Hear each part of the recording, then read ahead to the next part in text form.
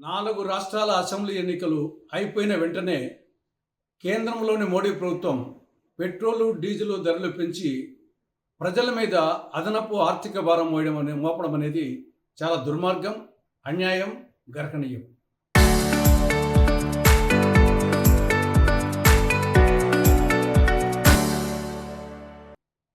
ఈ పరిస్థితి చూస్తూ ఉంటే ఇక పెట్రోలు, డీజిల్ కొని మోటార్ వాహనాలు, కార్లు మెయింటైన్ చేసే పరిస్థితి లేదు.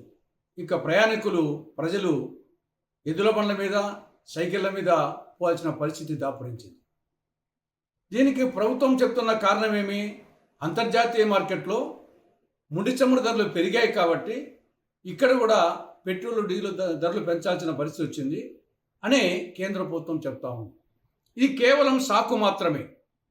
కుక్కలు చెప్పులు వెతకును, నక్కలు బొక్కలు వెతకును, బీజేపీ నాయకులు సాకులు వెతకును సుమతిన్నట్టు ఇది సాకు మాత్రమే.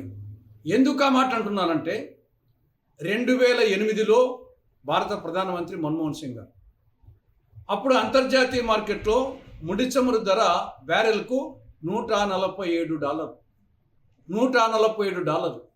అప్పుడు ఇక్కడ పెట్రోల్ వచ్చేసి లీటర్ 50 రూపాయలకు, డీజిల్ 34 రూపాయలకు సరఫరా చేయడం జరిగింది. కానీ ప్రస్తుతం అంతర్జాతీయ మార్కెట్లో పశ్చిమాసియా యుద్ధం తర్వాత కూడా పెరిగినప్పటికీ ఇప్పుడు కూడా అంతర్జాతీయ మార్కెట్లో ముడి చమురు ధర బ్యారెల్కు $105. అప్పుడేమో $147, ఇప్పుడు $105. కానీ ఇక్కడ పెట్రోల్ ఏమో లీటర్కు $113, డీజిల్ $101. కాబట్టి ఇది ఖచ్చితంగా మోడీ ప్రభుత్వ అసమర్థతకు లేకుంటే దోపిడీతనానికి నిదర్శనం తప్ప ఇది అంతర్జాతీయ మార్కెట్లో ధరలు పెరిగాయని సాకు మాత్రమే అవుతుంది. ఇక రెండవ అంశం, దేశంలో అన్ని రాష్ట్రాల కంటే మన రాష్ట్రంలోనే పెట్రోల్, డీజిల్ రేట్లు ఎక్కువ.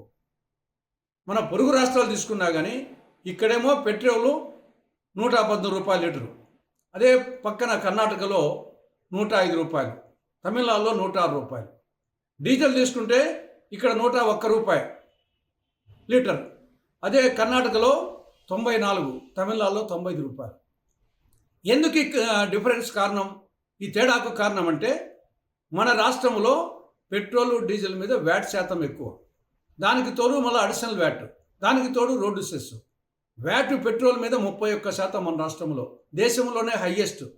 డీజిల్ మీద 22.25%. ఇది చాలక మళ్ళీ లీటర్ పెట్రోల్ మీద, డీజిల్ మీద $4 అడిషనల్ వ్యాట్.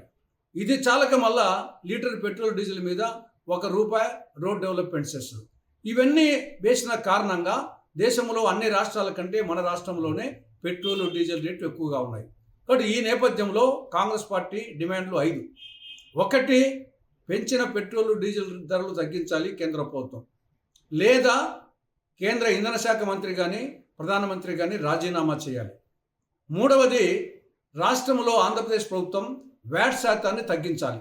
4వది, అడిషనల్ వ్యాట్ను ఉపసంహరించుకోవాలి. 5వది, రోడ్ డెవలప్మెంట్ సెస్ను ఉపసంహరించుకోవాలి.